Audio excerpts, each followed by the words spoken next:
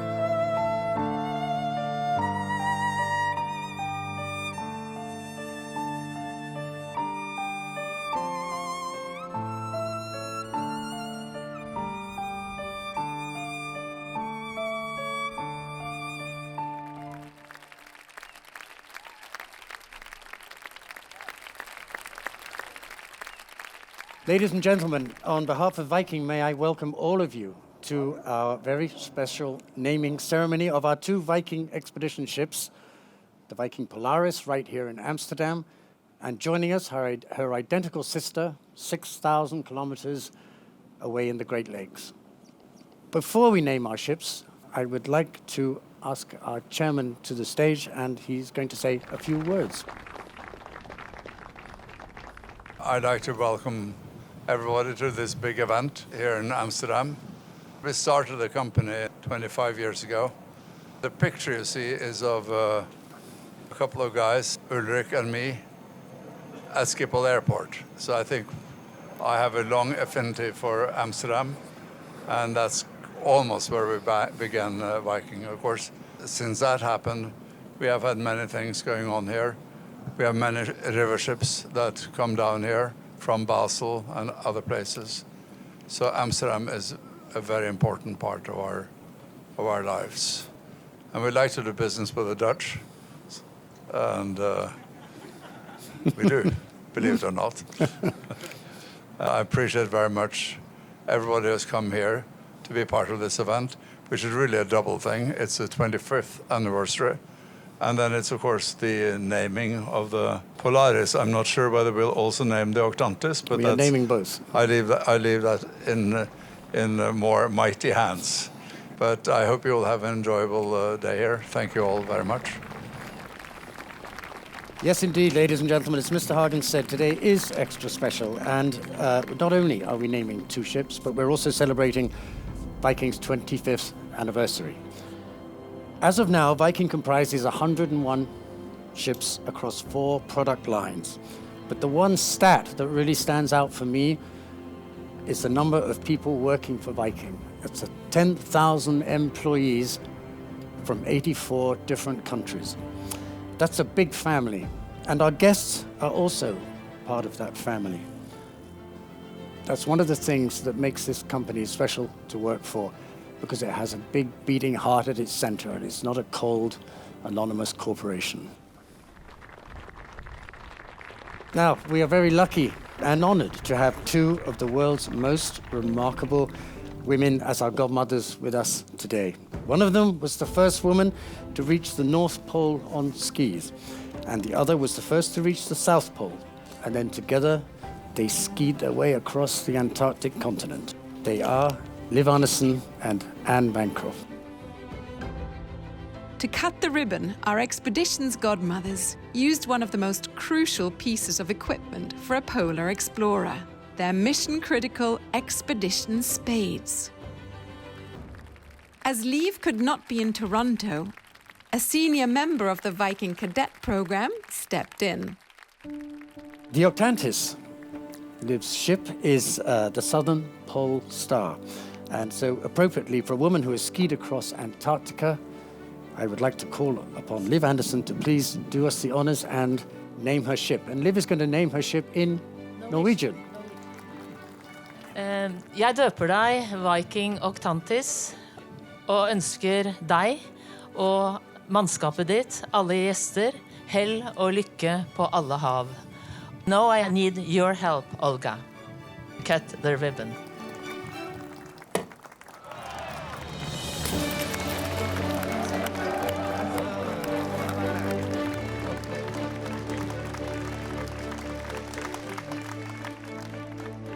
Let us move to our other godmother. Viking Polaris is named after, as I'm sure you're all aware, the Northern Star, the navigator's friend. It gives me great pleasure to invite Anne Bancroft, the first woman to ski solo to the North Pole. Please come and name your ship.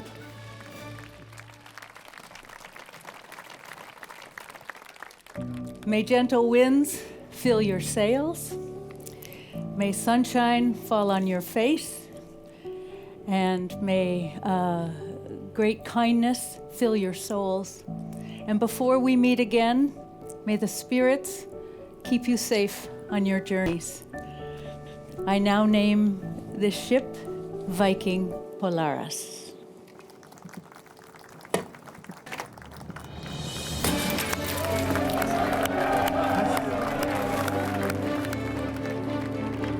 Beautifully done, beautifully done. When Göran introduced you to us, Liv, a few years ago on a Viking ocean ship in Oslo, you brought with you a book that you had co-written with Anne called No Horizon Is So Far. It was an inspiration on so many levels to so many of us. Your story, the first to ski across the Antarctic continent together, it inspired us even to build these magnificent ships through the pandemic. Your story of endurance and never giving up, I think, is something that has certainly motivated me and many of my colleagues who have read your book. And by the way, all of you have a copy of it as well. So I highly encourage you to read it. But as I said, you know, we've built these two magnificent ships and a few more during the pandemic. And much thanks be to the inspiration in your book. So it is with great humility and honor that you accepted to be godmothers of these two beautiful polar expedition ships. We could have chosen no more appropriate godmothers than you, so we were delighted when you said yes. It's just a great honor. So we have a little gift for you, which actually sort of inducts you into the god sisterhood. So I don't know where they are, but yes. So this one, that's for Octantis. So that's for Liv. Thank you very much. Well done. And this one is for you, Anne. Thank you so much. And I don't know if it's Alistair who's supposed to let you know, or me, but your bottle is empty. So, success. Thank you again so very, very much, God Sisters.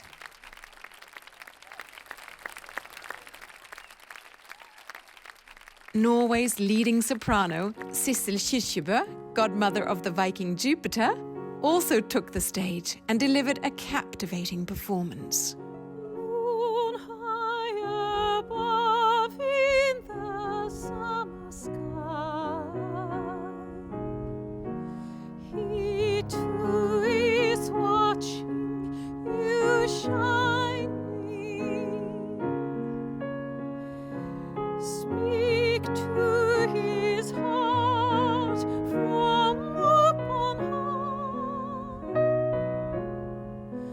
Tell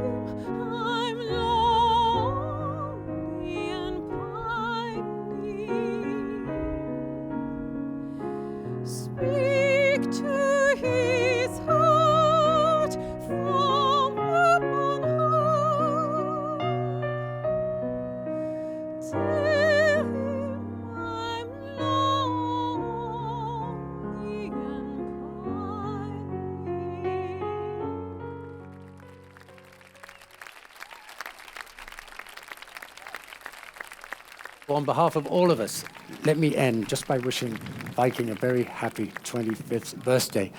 And long may you continue to magically turn small moments into big memories. Thank you.